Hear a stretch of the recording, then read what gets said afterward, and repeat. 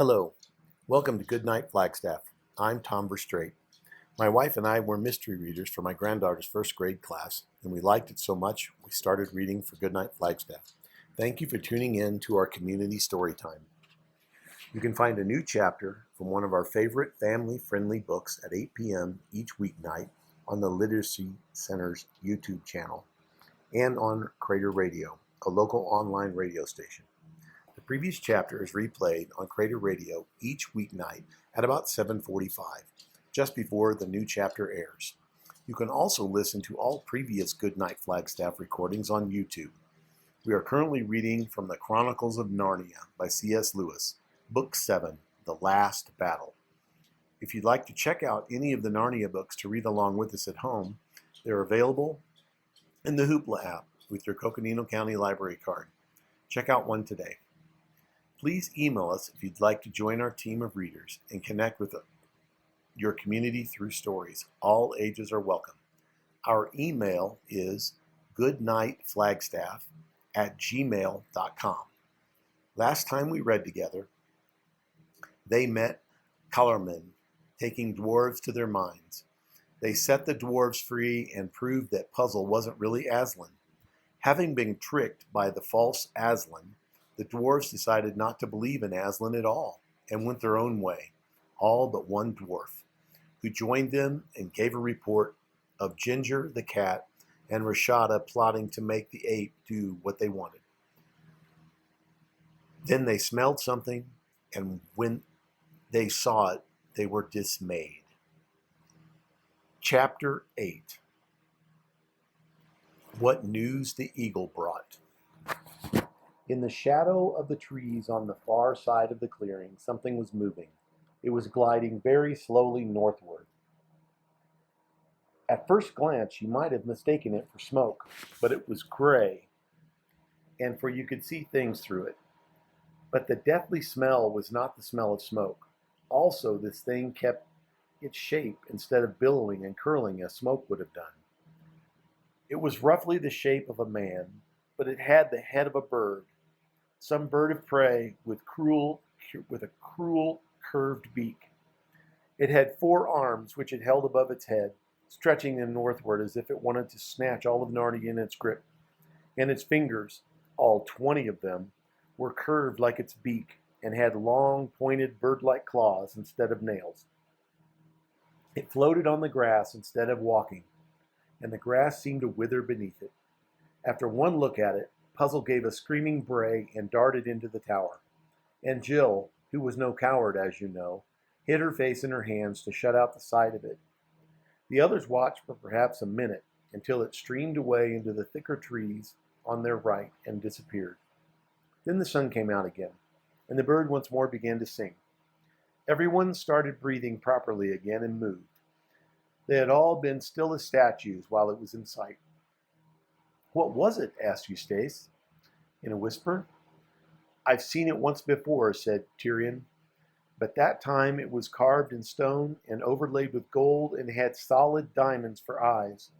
It was when I was no older than thou, and had gone as a guest into the Tisserac's court at Tashbaan. He took me into the great temple of Tash, and there I saw it, carved above the altar." "Then that thing was a Tosh," said Eustace.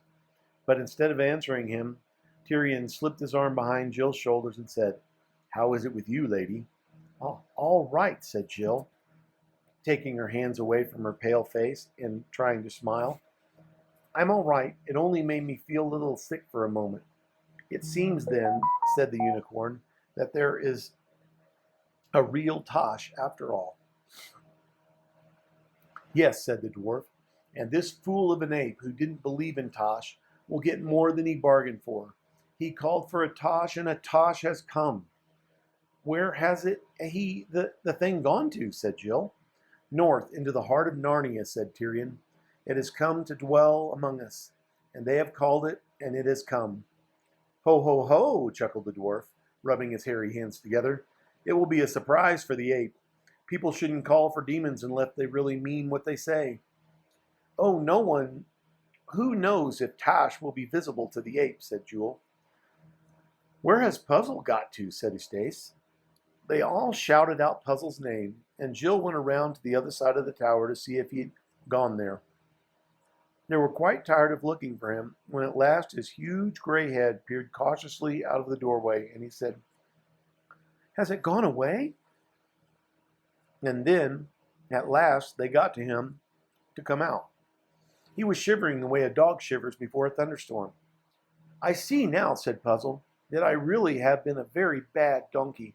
I ought never have listened to the shift. I never thought things like this would begin to happen." "If you'd spent less time saying you weren't clever and more time trying to be as clever as you could," began Eustace, but Jill interrupted. "Oh, leave the poor Puzzle alone. It was all a mistake, wasn't it, Puzzle dear?" And she kissed him on the nose. Though rather shaken by what they had seen, the whole party now had sat down again and went on with their talk. Jewel had little to tell them. While he was a prisoner, he had spent nearly all his time tied up at the back of the stable, and had, of course, heard none of the enemy's plans. He had been kicked, and he had done some kicking back, too, and beaten and threatened with death unless he would say that he believed it was Aslan who was brought out and shown to them by firelight every night. In fact, he was going to be executed this very morning if he had not been rescued. He didn't know what had happened to the lamb. The question they had to decide was whether they should go to Stable Hill again that night, show Puzzle to the Narnians, and try to make them see how they had been tricked, or whether they should steal away eastward to meet the help which Runwit the centaur was bringing from Car Parvel, and return against the ape and his Calormenes in force. Tyrion would very much like to have followed the first plan. He hated the idea of leaving the ape to bully his people one moment longer than need be. On the other hand, the way the dwarfs had behaved last night was a warning. Apparently one couldn't be sure how people would take it, even if they showed them Puzzle. And there were the Calormen soldiers to be reckoned with. Poggin thought there were about 30 of them. Tyrion felt sure that if the Narnians had rallied to his side, he and Jewel and the children, and Poggin, Puzzle didn't count for much, would have a good chance of beating them. But what if half the Narnians, including all the dwarfs, just sat and looked on, or even fought against him? The risk was too great. And there was, too, the cloudy shape of the Tash. What might it do? And then, as Poggin pointed out, there was no harm in leaving the ape to deal with his own difficulties for a day or two. He would have no Puzzle to bring out and show now. It wasn't easy to see what story he or Ginger could make up to explain that. If the beast had asked night after night to see Aslan and no Aslan was brought out, surely the simplest of them would get suspicious. In the end, they all agreed that the best thing to do was to go off and try to meet Runwit. As soon as they had decided this, it was wonderful how much more cheerful everyone became.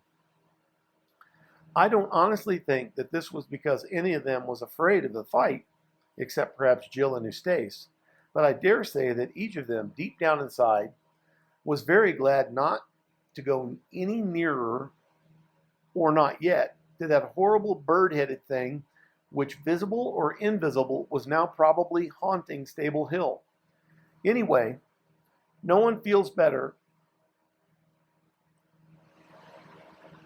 when one has made up one's own mind. Tyrion said that they had better remove their disguises, as they didn't want to be mistaken for Calormenians, and perhaps attacked by any local Narnians they meet.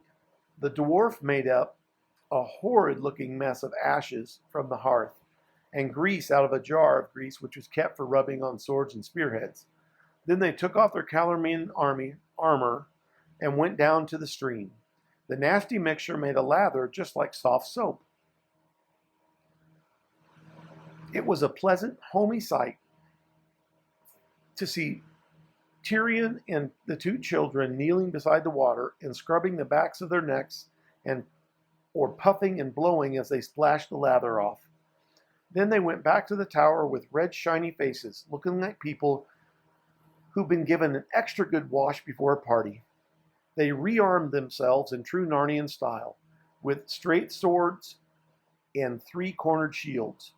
"Body of me," said Tyrion. "That is better. I feel like a true man again." Puzzle begged very hard to have the lion skin taken off him. He said it was too hot, and the way it rucked up on his back was uncomfortable. Also, it made him look so silly. But they told him he would have to wear it a bit longer, for they wanted to show him in that get-up to the other beasts, even though they were now going to meet Runewit first.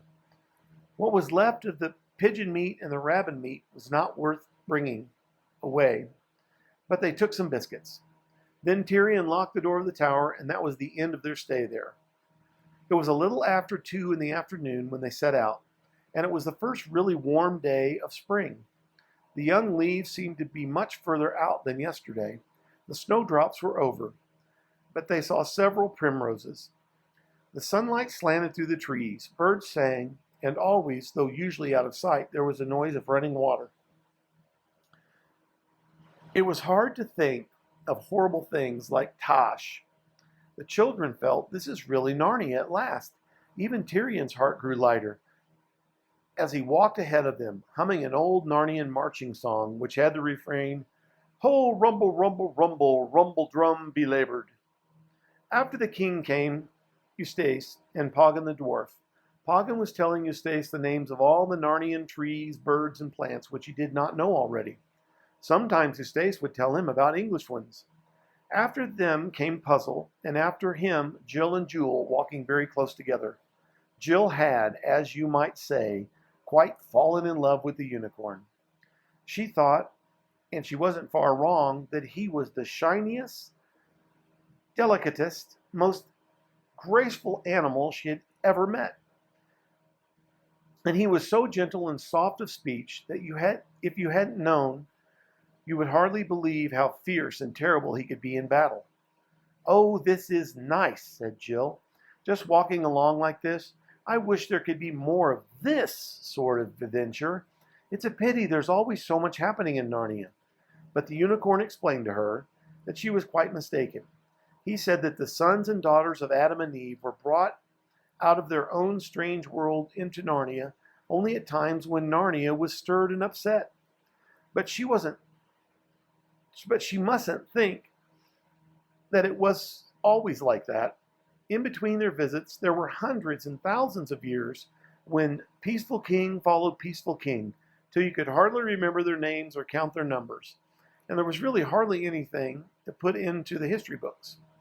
And he went on to talk of old queens and heroes whom she had never heard of.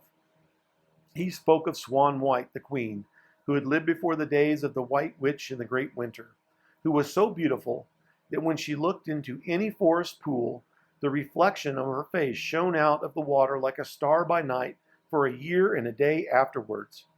He spoke of Moonwood, the hare, who had such ears that he could sit by the cauldron pool under the thunder of the great waterfall and hear what men spoke in whispers at Car Parvel. He told how King Gale, who was ninth in the descent from Frank, the first of all kings, had sailed far into the eastern seas and delivered the Lone Islanders from a dragon, and how in return they had given him the Lone Islands to be part of the royal lands of Narnia forever. He talked of whole centuries in which all Narnia was so happy that notable dances and feasts, or at most tournaments, were the only things that could be remembered. And every day and week had been better than the last. And as he went on, the picture of all those happy years, all the thousands of them, piled up in Jill's mind, till it was rather like looking down from a high hill onto a rich, lovely plain full of woods, waters, and cornfields, which spread away and away until it got thin and misty from a distance. And she said, "Oh, I do hope we can soon settle the ape and get back to those good ordinary times. And then I hope they'll go on forever and ever and ever. Our world is going to have to end someday. Perhaps this one won't. Oh, Jewel, wouldn't it be lovely if Narnia just went on and on like what you said it has been?" Nay, sister, answered Jewel. All worlds draw to an end, except Aslan's own country. Well, at least, said Jewel, I hope the end of this one is millions and millions and millions of years away. Hello! What are we stopping for? The king and Eustace and the dwarf were all staring up at the sky. Jill shuddered, remembering what horrors they had seen already. But it was nothing of the sort this time. It was small and looked black against the blue. I dare swear, said the unicorn, from its flight, that is a talking bird. So I think, said the king, but is it a friend or a spy of the apes? To me, sire, said the dwarf, it looks as if it's Farsight the eagle. Ought we hide under the trees, said Eustace. Nay, said Tirian. Best stand still as rocks. He would see us for certain if we moved. Look, he wheels. He has seen us already, said Jewel. He is coming down in wide circles. Arrow on the string, lady, said Tirian to Jill, but by no means shoot till I bid you. He may be a friend. If one had known what was going to happen next, it would have been a treat to watch the grace and ease with which the huge bird glided down and alighted on a rocky crag a few feet from Tirian, and bowed his crested head, and said in his strange eagle voice, Hail, king! Hail, Farsight, said Tirian, and since you call me king, I may well believe you are not a follower of the ape and his false Aslan. I am glad of your coming. Sire, said the eagle, when you have heard my news, you will be sorrier at my coming than of the greatest woe that ever befell you. Tirian's heart seemed to stop beating at those words. But he set his teeth and said, Tell on. 2 sights I have seen, said Farsight.